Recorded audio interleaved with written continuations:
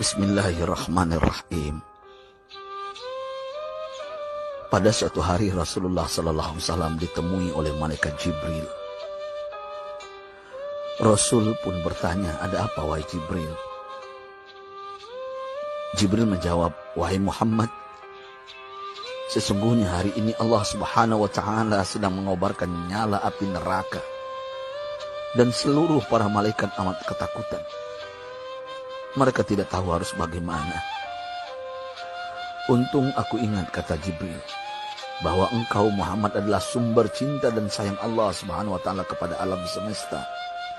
Dengan alasan itu aku kesini, bertabaruk mengambil berkah dengan cinta Allah kepada dirimu, ya Rasulullah, ya Muhammad." Rasulullah terdiam beberapa saat, kemudian bertanya lagi, "Wahai Jibril, ceritakan padaku bagaimana neraka itu sesungguhnya." Jibril menjawab, "Wahai Muhammad, neraka itu bagaikan lubang-lubang yang terdiri dari 7 tingkat. Jarak antara satu lubang dengan yang lain ialah perjalanan 70 tahun.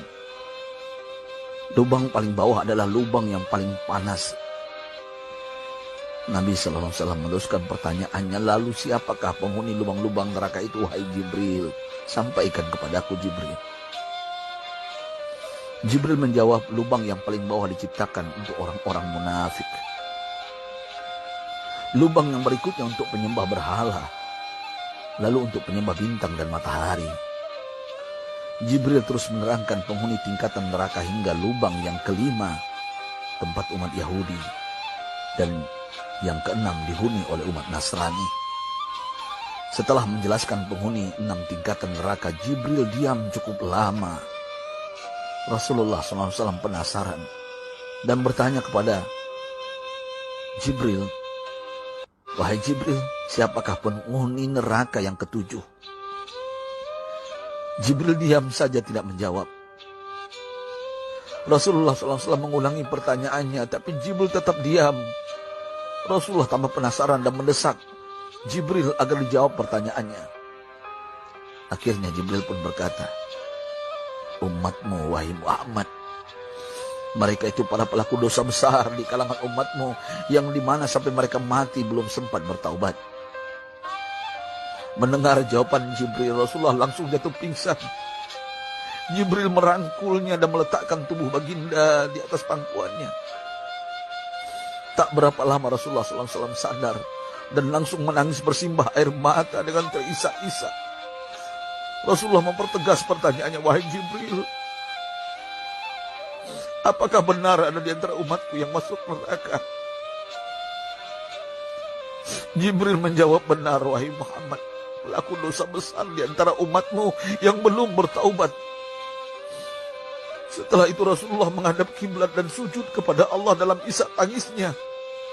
Sesekali dengan suara pelan beliau membisikkan kata-kata, "Ummati ya Rabb, ummati, ummati, ummati."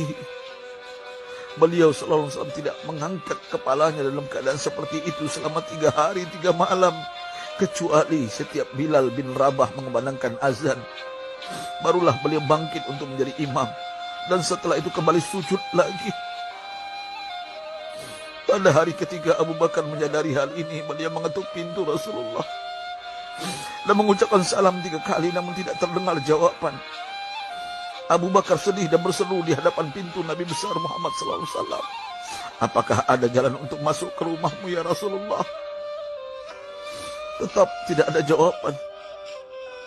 Di jalan Abu Bakar bertemu sahabat Umar. "Mengapa engkau menangis wahai Abu Bakar?" kata Umar. Abu Bakar menceritakan keadaan Rasulullah SAW. Maka Umar pun melangkah menuju rumah Rasulullah dan terjadilah hal yang sama. Umar pun pulang dan menangis.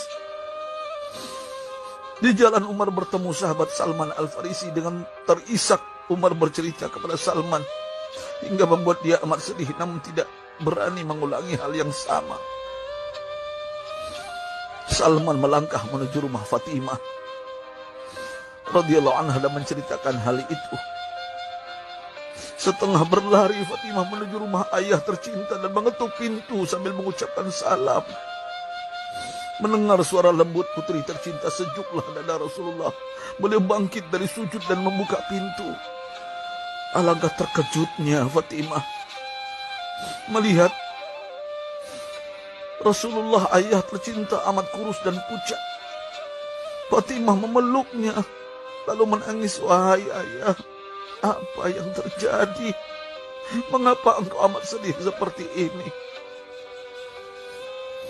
Rasulullah kembali menangis dan berkata dengan suara lirih, wahai Fatimah, belahan jiwaku, bagaimana mungkin aku tidak sedih sedangkan Jibril mengatakan akan ada kelak umatku yang akan masuk neraka. Subhanallah, betapa besar cinta Rasulullah kepada kita umatnya. Sahabatku, Rasulullah mencintai kita. Antaman ma'aman ahbabta, engkau akan berkumpul dengan orang yang kau cintai. Mari kita mencintai baginda Nabi besar Muhammad SAW yang mencintai kita, umat yang tidak rela kita masuk neraka. Mari kita mencintai beliau dengan berselawat. Sahabatku, sampaikan, Rasul mengajarkan kepada kita, man dalla ala khairin falau mislu ajri fa'ili. Siapa yang menunjukkan kepada kebaikan, maka dia akan mendapatkan pahala seperti orang yang mengerjakannya. Mudah-mudahan ini menjadi pahala jariah bagi kita.